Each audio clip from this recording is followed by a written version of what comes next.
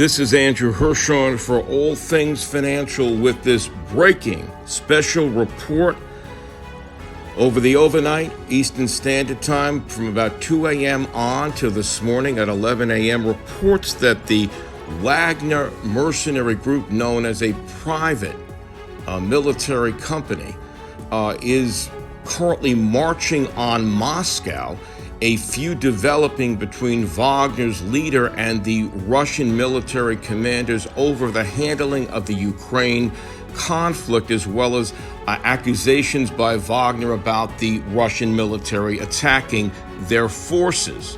What seems to be confirmed through multiple reports is that there is a convoy of Wagner soldiers who have taken several cities heading north, and their ultimate destination is Moscow. Now, this originally started as an effort to dispel Russia's military commanders, who the leader of Wagner has indicated were doing a bad job of handling the war and also attacking his forces. Now, Wagner is a mercenary group comprised of former convicts and other recruits. They are not the official Russian military, but for many, they've spearheaded the effort as a kind of shock troop effort against Ukraine. Well, lately there's been an ongoing feud between the leader of Wagner and the Russian military commanders themselves, who are loyal to Putin. So what we do know now is there are reports that this group is about 2 hours outside the Kremlin.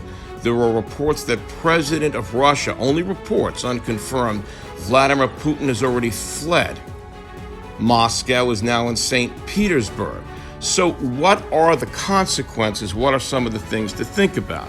Well, if some of these facts are true, at the very least, we believe that, number one, Putin's leadership, the confidence in Putin's leadership continuing, if he should stay in power, is obviously compromised.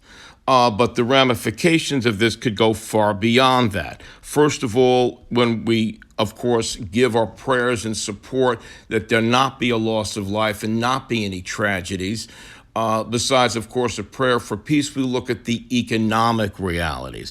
And the economic realities are that, well, in times of war, especially as Russia is a major supplier of oil and gas, would there be an interruption of the oil and gas flow to the West, to other countries? Would this in turn cause oil prices to spike? So a first consideration for many investors who've already weighed in is they're looking to get some participation in the oil and gas markets if there is a way over the weekend. The second thing is, well, with a fiat currency in peril, if there's going to be a transition in power, something like a cryptocurrency might also be attractive to other investors. One known fact is usually markets will fall in times of war or suspected war and conflicts.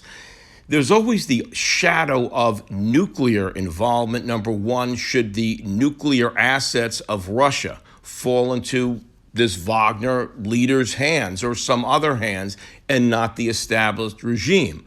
Or there's also the possibility that Russia could perceive this as a Western-fueled effort and have the ability or may consider a retaliation for this because it compromises Russia's ability to first strike. That's in their constitution. The lack of confidence, the fears that it may stoke, could make some investors move towards shorting the markets, let's say through indexes, such as betting that the Dow or the S&P 500 or even the NASDAQ stocks might fall. One other thing, too, is the heavily tech-comprised NASDAQ Composite Index, which has led this rally. Well, if electricity costs should increase substantially, would that cut into their prices? And of course, much of electricity comes from things such as oil. Again, Russia, the big supplier of oil. So those are three things going on. And again, to recount what might be known, and again, these are reports which are loosely confirmed through many different media sources.